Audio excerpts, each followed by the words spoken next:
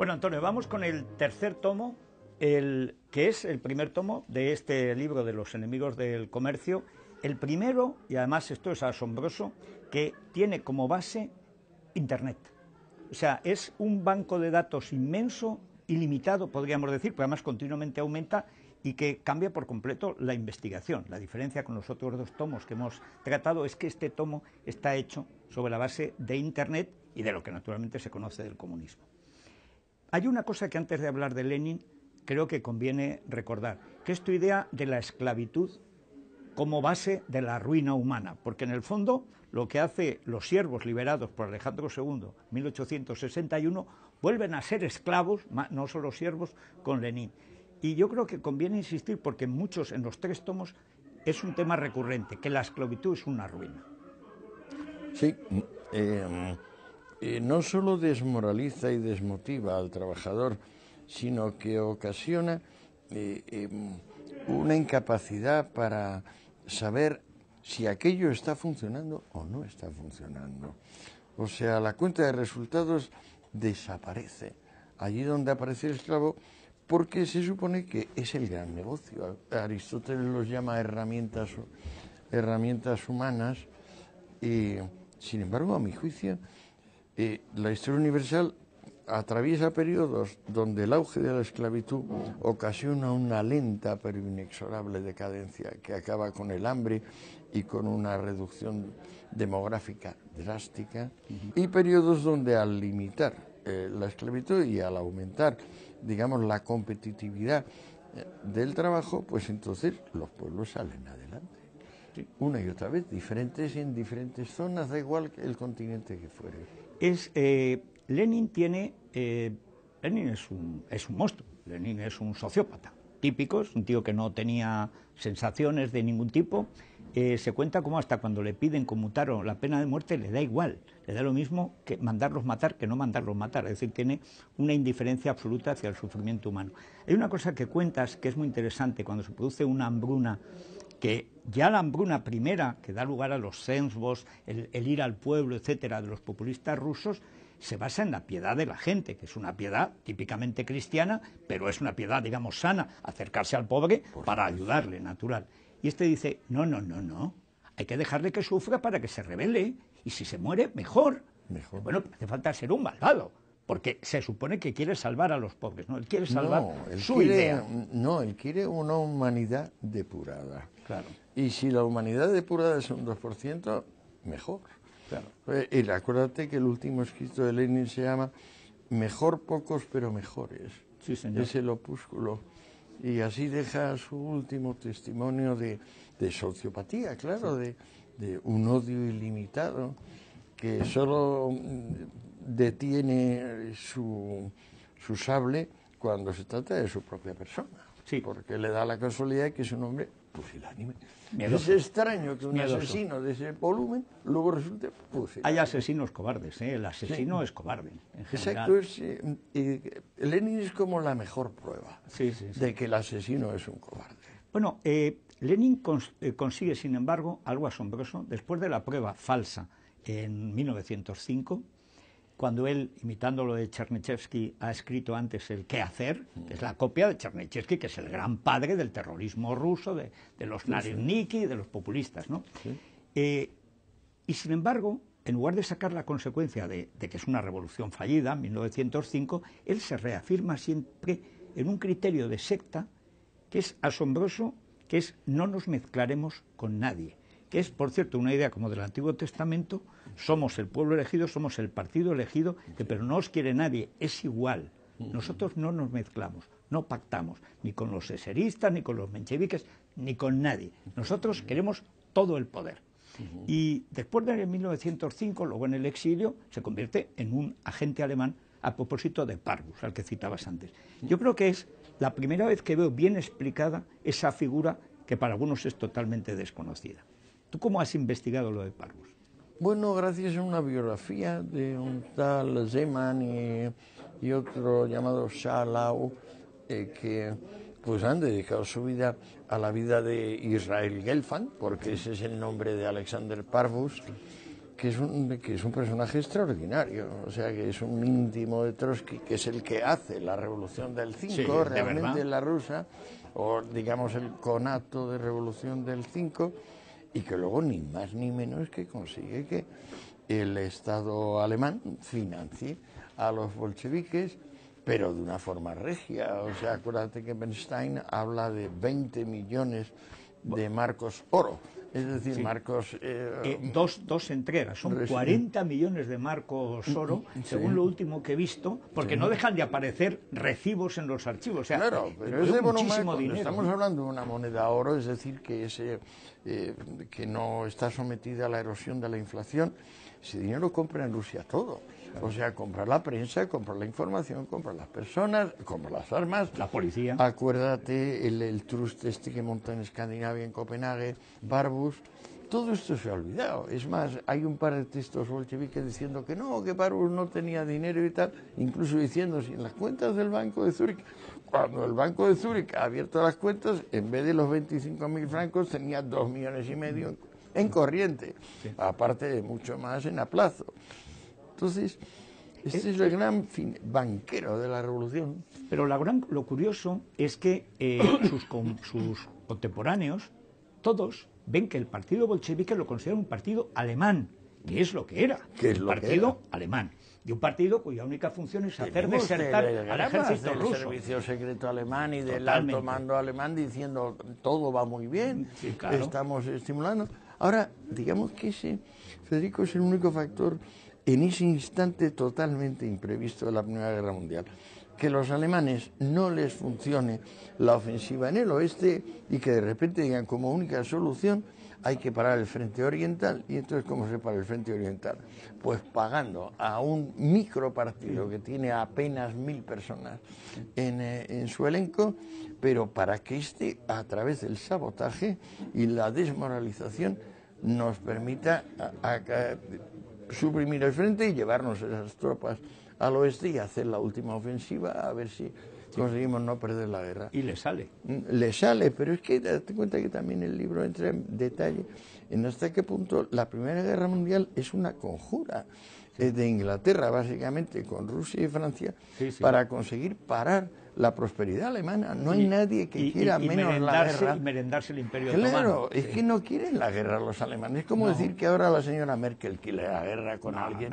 No, o sea, los alemanes controlan las patentes, tienen la industria más próspera, el comercio más próspero del mundo. Y lo único que se devanan los sesos con horror es el almirantazo, claro, diciendo, ¿pero qué? ¿Que van a tomar su parte de los mares? ¿Se están llevando el pastel? No, esto no puede ser. Y entonces montan lo que era previsible, que Alemania es cercable. Es un pueblo tan grande en población, tan dependiente de la importación y de la exportación, que en cuanto lo cerques, lo rindes. Claro. El plan Schlieffen, famoso del alto mando alemán, es un plan defensivo. Es decir, estamos viendo que estos tíos, el almirantazgo, y ahora pagados los rusos y los franceses, porque tienen la envidia o la rabia por haber perdido la batalla de Sedan y haber perdido Estrasburgo, etcétera, etcétera, Alsacia, pues bueno, están preparándose para ahogarnos. ¿Y cómo podemos resistir eso? Pues con una ofensiva rapidísima que obliga a París a rendirse. Y entonces los ingleses por sí solos no podrán. Y ahí entra el factor Lenin. Resulta que la historia que te enseña en bachillerato es que la Primera Guerra Mundial es obra del militarismo prusiano. Mentira y tú total. dices, pero mentira ridícula, grotesca. Bueno, hay una cosa en lo de Lenin. Lenin, ya en el 17, hay que decir que en febrero es la revolución de verdad, la revolución democrática, que es abdica el zar en su hermano también abdica, Miguel, al que luego matan, asesinan, iba con un amigo. Como al zar. Como naturalmente, y a la familia del zar, etcétera. Pero esto es en febrero. Qué cosa más cutre, qué asco, asesinar a niñas. Además por orden. Y a la cocinera. Y a la cocinera. Y a la criada y al médico. Al médico, para que no hubiera testigos. Cobardes. Sí. Bueno, pero en julio, Lenin intenta el primer golpe de Estado. Contra el gobierno provisional y contra la Duma. Es el gobierno que sale de la Duma, del Parlamento. Las jornadas de julio que no acaban en nada. Bueno, pero ahí se produce una cosa curiosa. Kerensky, que es uno de los mayores imbéciles y siniestros de la historia de la humanidad, tiene todos los datos de que Lenin es un agente alemán. Sí. Tiene todos los recibos, porque los han conseguido. Bueno, sin le embargo, convoca a juicio, acuérdate, sí, y el pero, otro se va pero a no Finlandia. se larga y no lo juzgan, y no pone fuera de la ley al partido bolchevique. Pero juzga a Kamenev y a Trotsky y a algunos otros que se pero presentan... Lenin no, que es el que cobra, que era el jefe. Es que es un hombre patológicamente cobarde, claro. Y se escapa con Zinoviev, ¿te acuerdas? Sí, señor, sí, y está en una cabaña en Finlandia en verano, imagínate, nubes de mosquitos desesperados, hasta que se con la peluca aquella amarilla. Que se ponía como la de Carrillo en la transición. Sí, la peluca de Carrillo es como igual. Prefigurada. Sí. Bueno, pero ya en octubre dan el golpe de Estado. El golpe que es, primero, asaltar el gobierno... Pero lo da Trotsky, porque claro. Lenin está queriendo darlo desde julio. Siempre, y mandando siempre. Intenta continuamente. Sí. Él desde su escondrijo. Es asombroso la cobardía. Más siempre es igual. Siempre es, no, hay que atacar ahora. Ahora, todas las veces ahora, alguna vez no era ahora. Bueno... Y en octubre, Trotsky, que es el que tiene valor, y es un tío muy brillante y tal, es el que da el golpe. Pero claro, el golpe... Un extraordinario organizador, Federico. O sea, como organizador es quizá uno de los más notables del siglo XX. Por desgracia. Sí, por desgracia, sí, bueno, porque la organización del Ejército Rojo, como gana la guerra civil, eso es un milagro divino. Bueno, entre otras cosas, contando con que la oficialidad zarista era eficaz y obediente. Claro, y igual obedecer a unos que a otros. Tienen la idea de eso. Dice, hombre, el ejército bueno es el que ya hay. Y efectivamente. Inventa también lo de que el que se rinda, vamos a matar a la familia. Ah, claro. Y eso o sea, la teoría de rehenes. Sí, que es la que tiene Lenin siempre también. Bueno, en el golpe de octubre, primero toman el gobierno provisional, huye Kerensky, dice que a buscar refuerzos huye cobardemente, se rinden, y entonces entra el montaje de Eisenstein, que es totalmente falso, de octubre, y después ya van a por la Asamblea Constituyente, se la cargan en las elecciones de diciembre, que pierden los bolcheviques, así que disuelven después de una jornada, y entonces empiezan a matar. Primero ponen fuera de la ley a los cadetes. Los liberales. Y los eseristas piensan que no va con ellos. Luego va por los socialrevolucionarios y se carga la Spiridnovna,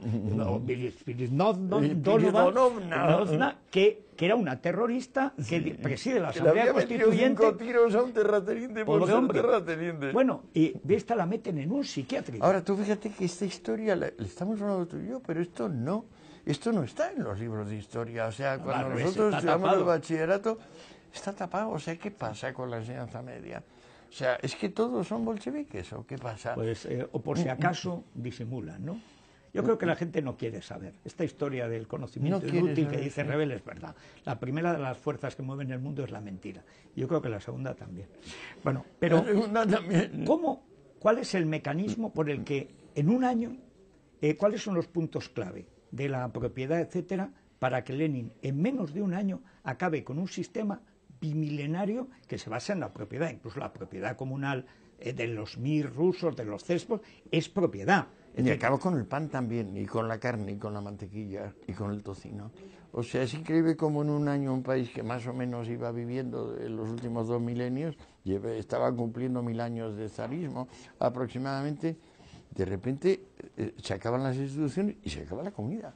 O sea, no hay duda alguna de que Lenin en los palacios donde vive y Trotsky y los demás del Politburo pasan graves dificultades ellos mismos. El agua corriente no existe, la luz se corta continuamente, la comida no llega.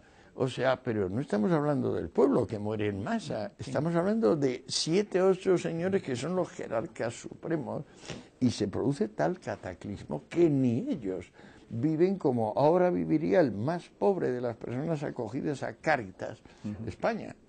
Hay una cosa que sí que tiene Lenin claro, que es la enseñanza de Marx a propósito de la comuna. Y por eso crea la Checa, ya en diciembre, aunque está funcionando antes, no se llama así, ya está Dierzinski, Latsis, ya disparan en la Asamblea Constituyente cuando intentan reunirse en la Asamblea Constituyente y aparecen los primeros hombres, ya los ametrallan de con cuero, sus abrigos de cuero negro. Sí. Pero esto es que es tremendo porque desde el principio es un plan absolutamente fríamente meditado que es de exterminio. El plan es exterminio de toda aquella parte de la población que por origen de clase no tiene remedio. Pero en el fondo es que el campesinado era el 90% de la población y los campesinos se niegan a entregar sus productos, así que hay que matar. Les llaman kulaks a todos. Al principio tuvieron unas dudas, pero claro, los 2 o 3 meses cuando empiezan a darles Acuérdate que les dan vales. simultáneamente Lenin gasta lo poco que tiene de efectivo en tinta y papel de billetes para producir una mega hiperinflación, y hundir la primera del mundo, provocada pues para provocar el famoso oasis extradinerario. Claro. Y que claro, al al campesino le dices que eso, y que le vas a dar o bien una maleta llena de billetes inútiles o bien simplemente un vale, y dices, sí, tu padre, voy a matar a mi ganado, voy a no cultivar la tierra, antes lo quemo. Hay una cosa, cuando Lenin muere, después de 2 años que está con el Hamakuko, que le da 22, ya Yo llega... digo que le da el Hamakuko porque tiene que retroceder, tiene que hacer la NEP. Es la rabia que le da la NEP. Es que es un hombre tan rabioso que, Sí. es que lo recuerda a su mujer, Sí, en sí. la memoria de su mujer, cada vez que le discutían algo, ya desde muy joven Lenin enfermaba, le subía la temperatura, tenía como una gripe grave, dolores en las articulaciones, o sea, un hombre de una imperiosidad y una incapacidad total para soportar pues la diferencia de pareceres. La realidad. Pero llega Stalin, que es... bueno, que era un asaltador de bancos por cuenta de Lenin, en fin, un delincuente común. Un agente doble. Un agente doble también, que se iba cobrando de la Ojrana y además trabajando contra la Ojrana, que eso es un invento zarista asombroso. Creaban los partidos revolucionarios para controlarlos. Acuérdate lo de Acef. Acef fue el personaje más asombroso, el jefe total de los... Bueno, y Gapón. Sí, el cura Gapón, que era también agente doble, era el agitador y era de la policía. Sí. Bueno, esas cosas misteriosas. Pero con Stalin, el gran zarrojo, realmente es el que extermina sistemáticamente, lo que Lenin tiene más mérito, porque se inventa un Estado para matar. Stalin lo hereda y lo amplía. Hay una cosa en Stalin, o dos cosas, por las que me gustaría preguntarte a la luz de los muchísimos datos. Hay que decir que ahora, por ejemplo, en Necronomics, todas las estadísticas de los muertos están ahí. Todo esto está en Internet. O sea, el que lo quiera saber, lo puede encontrar. Dice, pues no me convence Ucrania. Bueno, pues entra ahí y estúdialo, porque está el banco de datos. Pero hay dos cosas. Primero, la idea del plan quinquenal. Sobre la base de que ya la contabilidad está trucada, claro, porque a ver quién le lleva la contraria a Stalin en que funciona el plan para quinquenal. empezar, como los precios se fijan por decreto, claro, ya entonces no hay posibilidad de saber lo que las cosas valen realmente. Volvemos a lo mismo siempre, otra vez, es decir, Diocleciano. Los precios por decreto, volvemos a lo mismo. O el edicto de mínimos de Robespierre, que hace lo mismo, igual. Desaparición de los bienes de consumo. Bueno, y la segunda cuestión. ¿Por qué, sin embargo, ya en Lenin, con Gorky como agente, también doble, porque es víctima también y verdugo, doble, ¿sí? En el Mar Blanco, etcétera, que eso lo cuenta y es una cosa impresionante, ¿por qué se mantiene realmente el comunismo como lo que realmente es el partido bolchevique? Un partido de intelectuales contra los pobres que quieren mejorar su situación, porque los pobres tienen que sacrificarse por la revolución, no pueden mejorar su situación, que es por lo que Marx los odia, Lenin los odia, y se produce, esto es una cosa muy interesante en este tomo, la pelea con lo que llaman los economicistas o los revisionistas, es decir, Bernstein y Kautsky. ¿Por qué la socialdemocracia ha olvidado a Bernstein y Kautsky, que hacen una gran defensa de la democracia contra Lenin?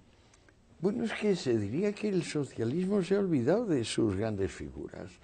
O sea, el socialismo ha producido socialistas evolutivos, socialistas liberales del más alto nivel, yo creo que insuperables en términos históricos. La figura de Bernstein, por ejemplo, que tú acabas de citar, yo hace poco estuve en la conferencia anual esta de la Mont Pelerin, que es la sociedad fundada por Hayek y Mises y tal.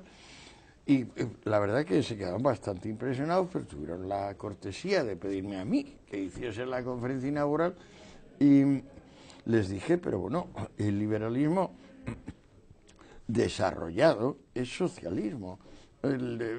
Pensar que el socialismo es antiliberal significa que ustedes no se han puesto a distinguir entre el socialismo mesiánico, que no es socialismo, es comunismo, y que efectivamente es una conjura contra el sentido común y la eficiencia, y por supuesto contra los pobres, al ser una conjura contra la eficiencia, es una conjura contra el género humano, prácticamente, y el socialismo democrático, que es la evolución natural. Si ustedes se ponen a ver la obra de Tom Paine, por ejemplo, que es un precedente ilustre del liberalismo, o de los más ilustres de todos, descubrirán que Paine es el origen, por ejemplo, de todos estos impuestos de redistribución de la renta, que es lo que nos han permitido llegar ahora a una situación de paz social como nunca hemos tenido en el mundo. Es decir, le estamos quitando, tirando la alfombra por debajo de los pies a los apóstoles de, pues eso, del incendio, del crimen, de la violencia. Claro. O sea, digamos, a la guerrilla de la discordia, hombres como Paine y luego Bernstein, por supuesto, lo culmina, oponen la guerrilla de la concordia, claro, que es en la que yo estoy.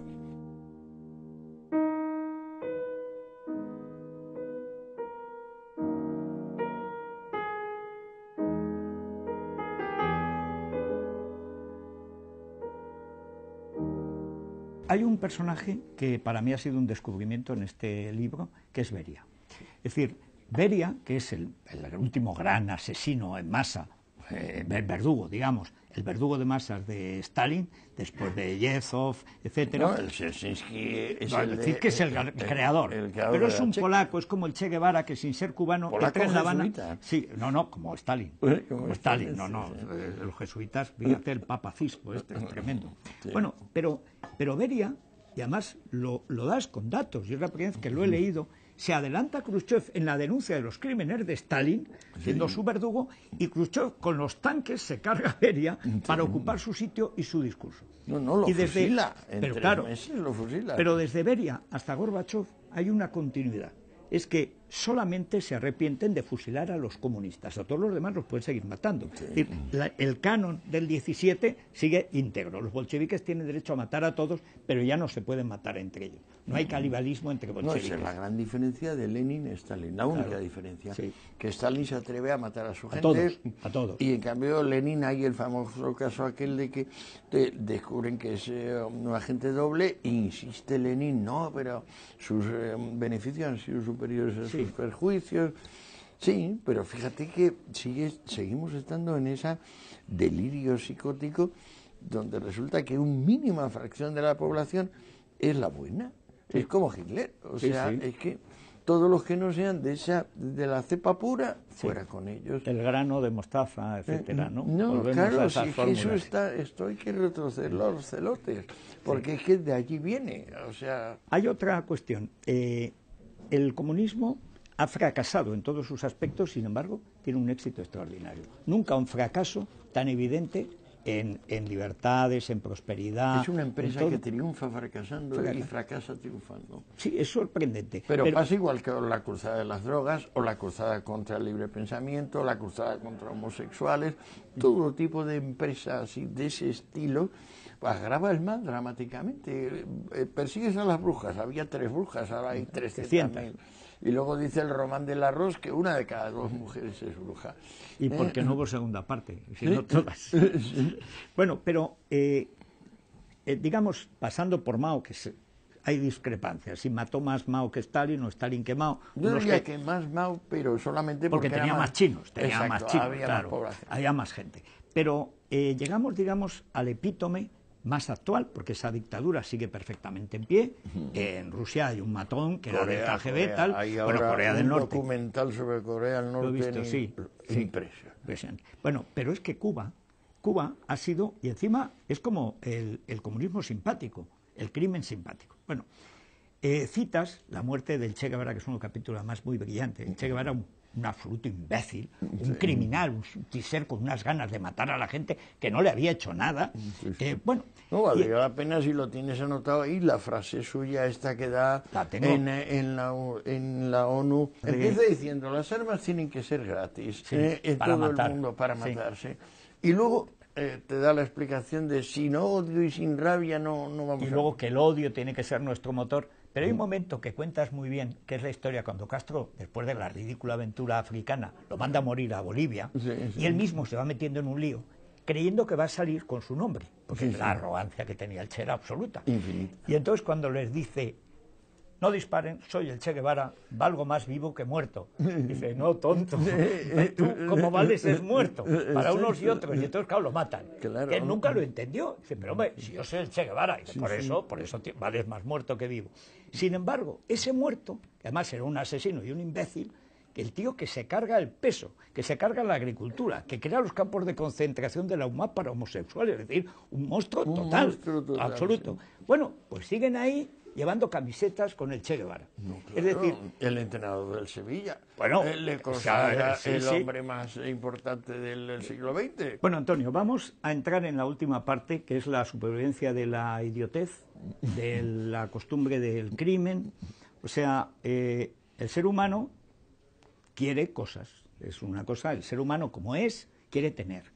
O sea, solo el marxismo más imbécil puede oponer ser a tener. Para tener hay que ser. Si eres, quieres tener. Mira qué sencillo. Bueno, pues no hay manera y hay gente empeñada en que no tenga la gente que es, con lo cual al final tienes que matar a la gente. Bien.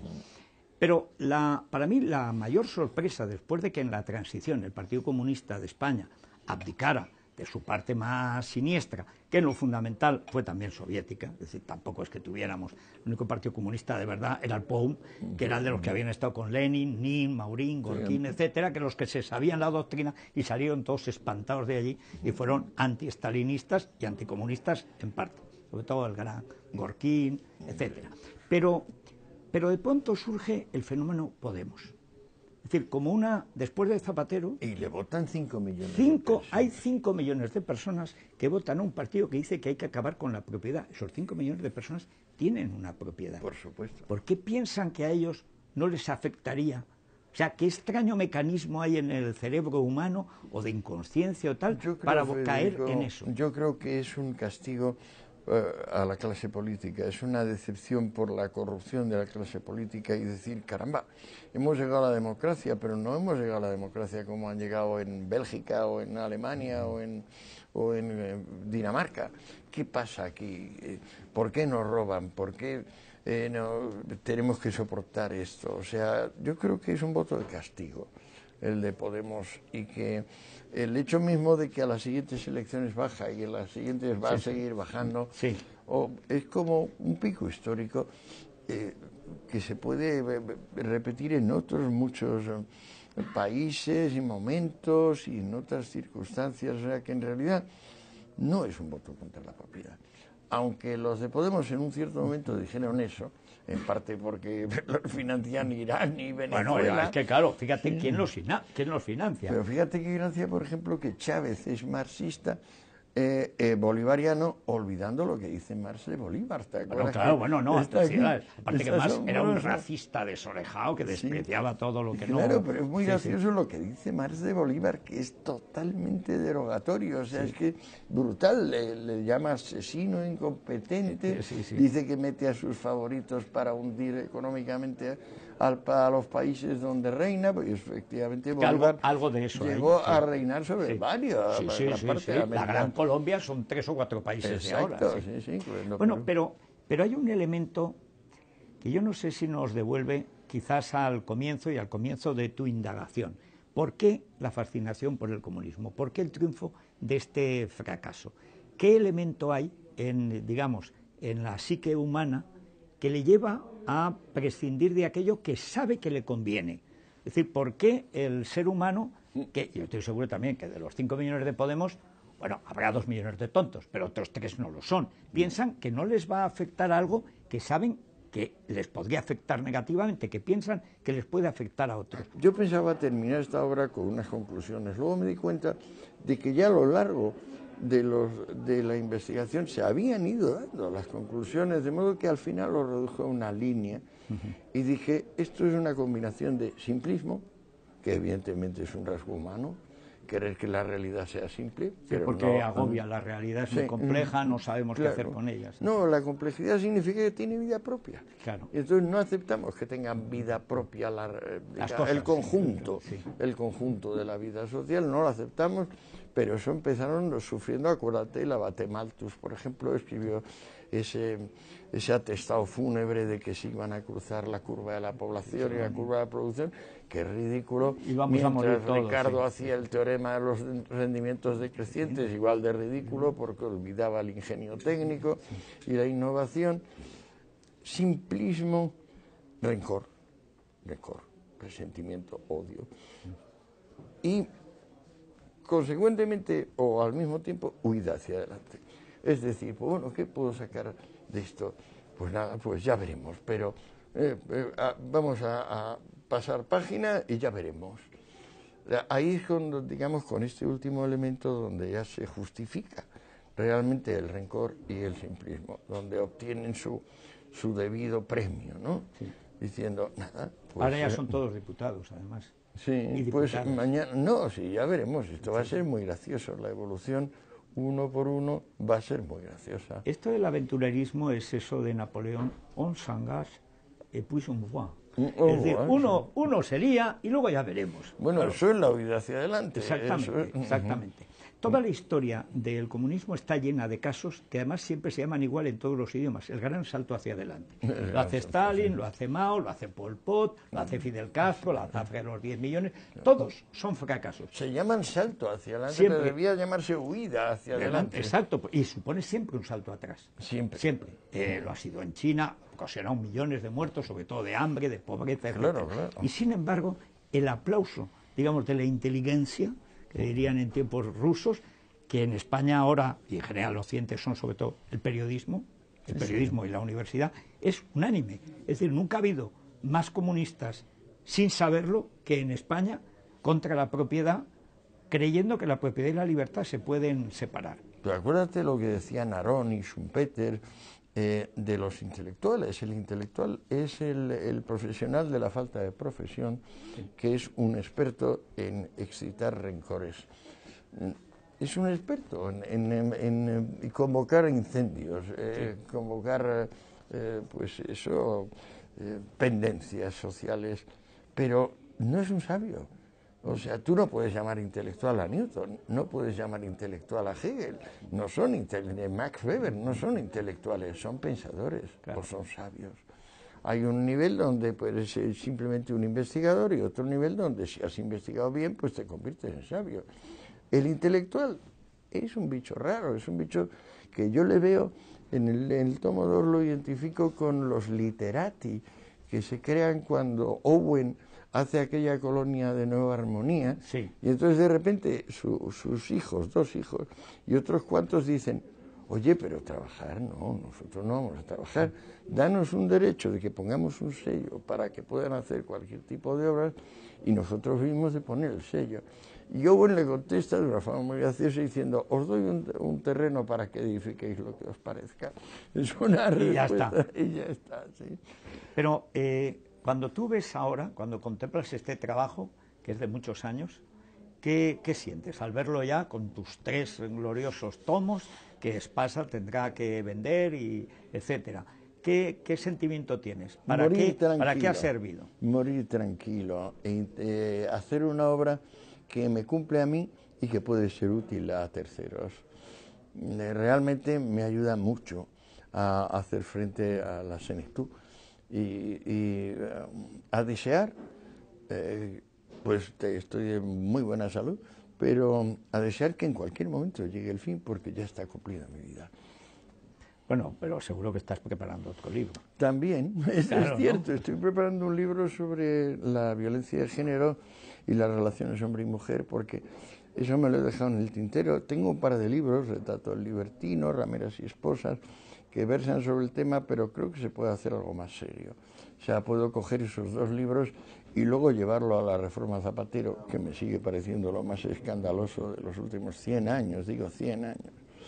Que el señor con ayuda de la señorita Pagini y la señorita Aido, se atreva a modificar el derecho de personas e intente frenar la tradicional violencia entre los sexos, la tradicional guerra entre los sexos, que ya está muy clara con Zeus y Hera, esos 2 dioses que menudas peleas tienen ya.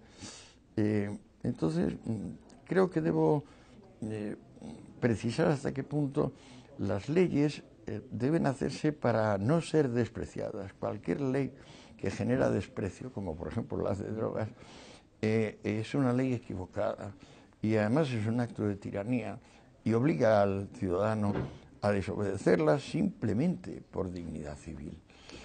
En este caso, cuando este señor vuelve a decir, por ejemplo, que un padre no puede dar una torta a un hijo, se llegó a este caso tan famoso y escandaloso del hijo de la sordomuda que había recibido una torta y le privaron de patria potestad, no tenía padre, y el niño suplicando al juez que siguiera con su madre y el juez condenando porque le obligaba la ley del señor la señorita Pajín, la señorita Ido y el señor Zapatero. A mí la verdad esto me pone los pelos de punta y lo que me quede de energía me parece que lo voy a dedicar a eso. Bueno, pues mientras llega esa, que será para otra entrevista, enhorabuena de verdad, Antonio, por este trabajo que no tiene precedentes ni en la historia de España, ni que yo conozca. No hay un precedente así, la historia intelectual, al menos occidental. A lo mejor hay un laosiano que resulta que ha estado trabajando como tú ahora con Internet y está ahí con una linterna, quién sabe, a lo mejor. Pero es una obra verdaderamente extraordinaria, o sea que muchas gracias por tu trabajo y por tu esfuerzo y nos vemos en el próximo libro. Muchas gracias a ti porque es la primera vez que se me presta una atención tan incompartida. Bueno, muchas gracias a ti. Gracias.